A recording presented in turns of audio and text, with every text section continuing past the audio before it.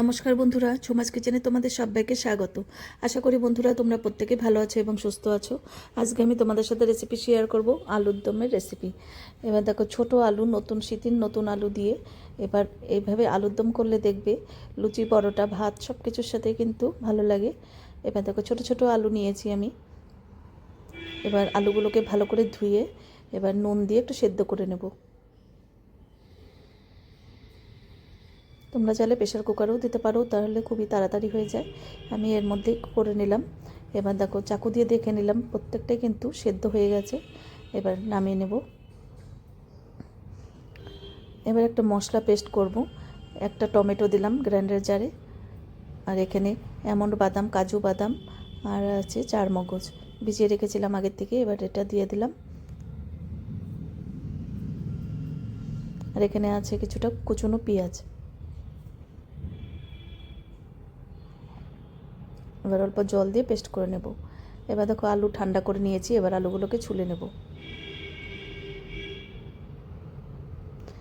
একটা ছুলে দেখালাম, সব তো ছোলা সম্ভব না, নাহলে ভিডিও তো বিশাল লম্বা, কোনো প্রশ্নই ওঠে না এত আলু ছোলার দেখানো। এবার দেখো, এখানে কিছু মশলাটা পেস্ট করা হয়েছে, আর আলুগুলোকে ছুলে নেওয়া হয়ে গেছে সব। আর বাদাম ওটা একটু ভেজে নেব। বাদাম একটু ভেজে গুঁড়ো করে দিলে দেখবে আলুর দমের টেস্ট কিন্তু দারুণ হয়।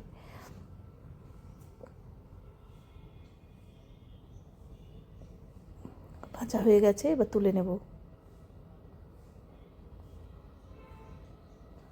এবার আলুগুলো একটু তেলে ভেজে নেব। ভেজে নিলে দেখবে আলুগুলো ভাঙবেও না, আর খেতেও কিন্তু টেস্টি হয় আলুর দম। এবার আরও একটু নুন দিলাম, নুন দিয়ে ভেজে নেব।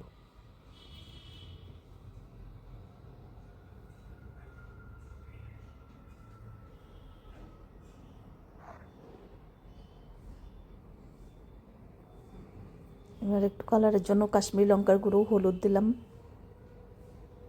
আবারও ভালো করে এটা নেড়ে নেব।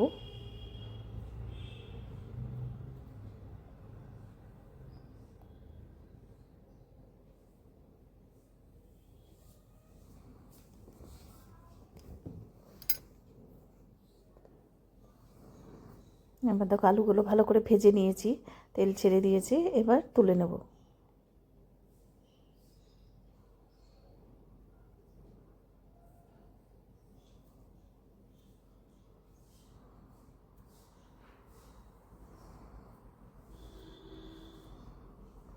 এবার ওই কড়াইয়ের মধ্যেই, এটা আমি ধুলাম না, এর মধ্যেই আমি আরও কিছুটা তেল দিলাম। এবার গোটা গরম মশলা ফোড়ন দিলাম, আর জিরে, সাদা জিরে আর দুটো তেজপাতা।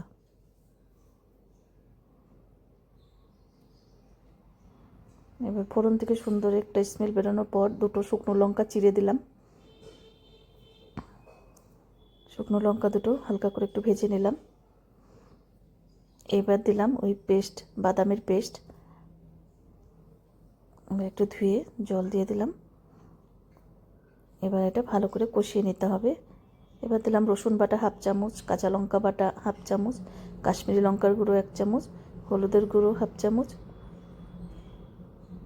রসুন পেস্ট, আদা পেস্ট এখানে দিয়েছি হাফ চামচ করে। এবার খুব ভালো করে কষিয়ে নিতে হবে। আলুর দমের রেসিপি তোমাদের যদি ভালো লাগে অবশ্যই একবার হলো ট্রাই করো এইভাবে। এবার দেখো, মশলা কষানোর পর আমি আলুগুলো দিয়ে আরেকটু কষিয়ে নেব। এই আলুর মধ্যে কিন্তু অনেক তেল আছে, এই তেলে কিন্তু কষানো হয়ে যাবে ভালো মতন। তোমরা যদি সুন্দর সুন্দর রেসিপি পেতে চাও আমার ইউটিউব চ্যানেলটি অবশ্যই সাবস্ক্রাইব করে রেখো। আর যদি ফেসবুক থেকে দেখো, পেজটিকে ফলো করো, তাহলে আমি যখনই যা নিত্য নতুন ভিডিও আপলোড করব নোটিফিকেশন তোমাদের কাছে সঙ্গে সঙ্গে পৌঁছে যাবে। এবার 2 চামচের মতন টমেটো কেচাপ দিলাম, আবারও একটু কষিয়ে নিচ্ছি।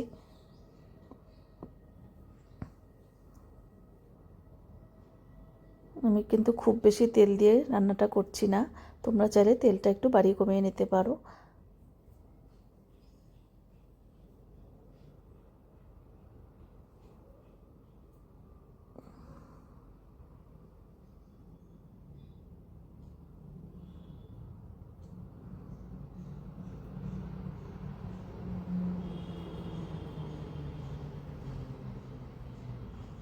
কষানো হয়ে গেছে, এবার গ্রেভির জন্য একটু জল দিয়ে দিলাম।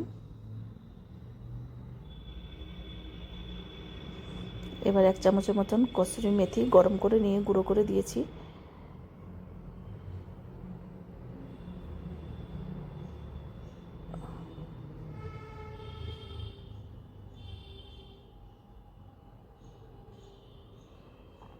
এবার ওই যে ভেজে রাখা বাদাম, চিনে বাদাম গুঁড়ো করে নিয়েছিলাম, সেটা উপর দিয়ে ছড়িয়ে দিলাম। দেখো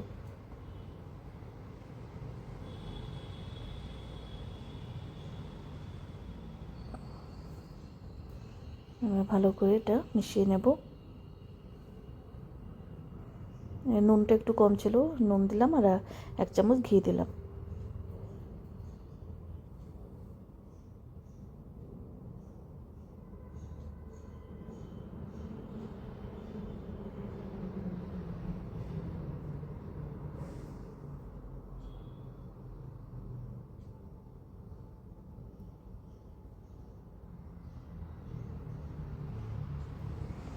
এবার লাস্টে দিলাম গরম মশলার গুঁড়ো।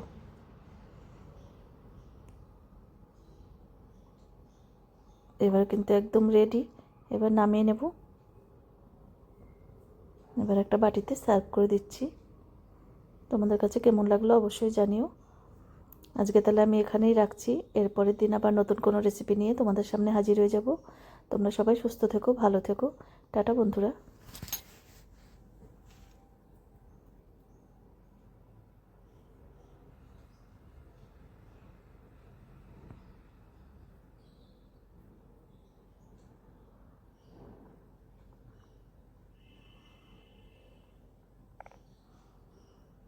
উপর দিয়ে একটু ধনেপাতা গার্নিশ করে দিলাম, তো দেখতে সুন্দরের জন্য। আর ধনেপাতা চাইলে তোমরা রান্নাটার মধ্যেও দিতে পারো, আমি দিইনি। ধনেপাতা ছাড়াই আমি করেছি, উপর দিয়ে গার্নিশ করে দিলাম।